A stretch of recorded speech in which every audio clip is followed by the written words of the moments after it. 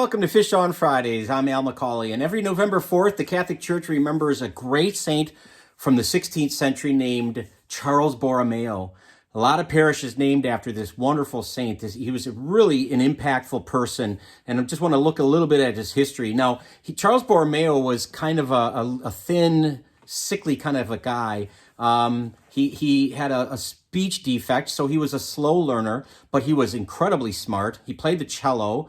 He was a real big patron of the arts, loved the arts himself. And but he only grew to be about 5'4". Now it's interesting because he shares that in common. If you could think of the Harry Potter movies, Daniel Radcliffe is about 5'4", and popular R&B artist Bruno Mars is 5'4", 5'5". So right around that area. So he's an interesting company that way in terms of his height, his stature. But Charles Borromeo was an impactful man. Now one of the things that's really important to understand about him is he was born into nobility and wealth. His uncle was Pope Pius IV. And when Charles turned 21, his birthday present was to be made Cardinal Archbishop of Milan in northern Italy. Now, this is one of the gems, one of the jewel places in all of Christendom at the time. And so he was given this as a gift when he turned 21. Imagine being a Cardinal Archbishop at the age of 21. Now imagine even further how strange that would be. Charles was not yet even ordained a priest at the time. That's just kind of the way things were back in the 16th century. A lot of this is why Martin Luther was upset with the church. He didn't like the nepotism that was involved, the idea of family members appointing other family members. But to his credit, Charles did go into the seminary and he emerged as a priest, was ordained a priest. He took his vocation very seriously. He was somebody who was, if there was anybody in the last 500 years who has really lived and exemplified the corporal works of mercy, it's Charles Borromeo. I mean, he fed the hungry, he gave drink to the thirsty, he clothed the poor, he visited the imprisoned. Just to give you a few highlights, during his time of life, in the 16th century, there are recurring flashes of the plague. He would not hide himself away. He would take communion out into the streets to people who were sick. He would minister to them. He fed about 6,000 people a day who were poor and didn't have food. He would take out huge sums of money. He would take out huge loans in order to pay for people to have food, to have clothing.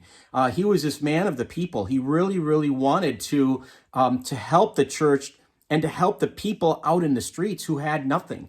So he was, like I said, corporal works of mercy. He visited people who were imprisoned. Gave last rites to people who were dying. He really wanted to reform some of the religious communities that had become kind of corrupt. Let's just face it. Early 1500s, they had become kind of corrupt. And during his life, he tried to reform them. And some people inside these communities kind of got used to their posh way of life. And on one occasion, there was an assassination attempt on his life. He was shot. The bullet grazed him. He was able to live. He survived and lived another 15 years or so after that attempt of his life. But nonetheless, I mean, it was a violent time, and he did not let any of that get in the way of what he believed was the truth and trying to call people closer to Christ. Again, not just by how he taught as a priest and as a bishop and as a cardinal, but how he lived his life.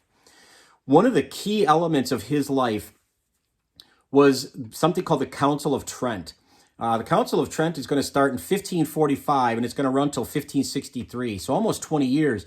But it didn't run like continuously. It had to start and stop several times because of plague and war and different things.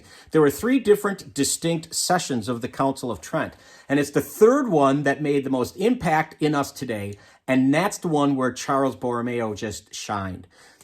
It was Charles Borromeo that basically said, the Reformation, all of these things that have been going on against the church, what we need to do is we need to better equip the faithful in the pews of what their faith is. We need to teach them. And so he is the guy, along with help from others like Robert Bellarmine and a few others, he's the guy who penned what we call a catechism. The idea of a book that gives the listing of all the church's teachings. It's really an important resource for every Catholic. It should be on your shelf right next to your Bible. Here's mine, right here. This is the paperback edition. I also have a hard copy edition. But if you want to know what the church believes about anything in particular, you can look it up in the table of contents or in the index in the back, and you'll be able to find it. And it was Charles who said, not only should we have this resource, we should teach it. And so he proposed a series of classes where the material in here, the content, was taught to people. And those classes come down to us as the Confraternity of Christian Doctrine, or CCD classes. That's Charles Borromeo. And it's because of the gift to the church of the catechism and the teaching of the catechism that he is still invoked as the patron saint of catechists. And so it's an important thing. If you have a copy of this book, by the way, sometime look at the introduction. The very first pages, you're going to see Charles's name mentioned in there as one of the people who was formative in its establishment. And so again, Charles Borromeo, a great guy, not just in terms of how he lived his life, but what gifts he continues to give us. This catechism still impacts us today. Now, he's going to die when he's 46 years old, which is relatively young. But again, a lot of the austerities that he visited upon himself, he fasted greatly because he wanted to associate with the poor that he helped. That all aided in his early death. The fact that, again, 46, I think, is much too young, too early. But nonetheless, as cardinal, I just want to say one last thing about that. As a cardinal, the word cardinal means at its core hinge. He is like the hinge of the door between us and the church, the faithful, and God.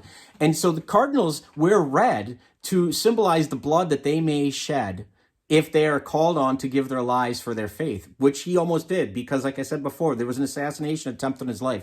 So he's a cardinal is also somebody who supports and advises the Pope and the church, and it's somebody who is an elector to elect the next Pope. He did all that. I mean, he lived the consummate life of a cardinal, what a cardinal is called to be, almost to the point of giving up his life for the church. So anyway, a wonderful man, wonderful person to look to. If you know or love somebody named Charles, if you know or love somebody that's a catechist in the church, you might want to share the content with them. Hopefully it would empower you to feel like, you know what, I've kind of always thought about being a catechist. You don't have to know it all. God doesn't call the equipped. He equips the called. And that was the case of Charles, and that could be the case of you. Churches need catechists. They need people who live their lives of faith, who can share that faith with others. That's all you need. All the other training and stuff is something that can be supplied. But I would say if you have an inkling or a little urging to become a catechist, dive right in and do it. And pray to St. Charles as somebody who can help you with that endeavor. Thanks very much for tuning in. I hope this has been helpful. If you'd like to subscribe to our YouTube channel or follow us on Facebook, that would be wonderful. But either way, thank you for tuning in every Friday for Fish on Fridays. Until next time, please be good to each other, and God bless.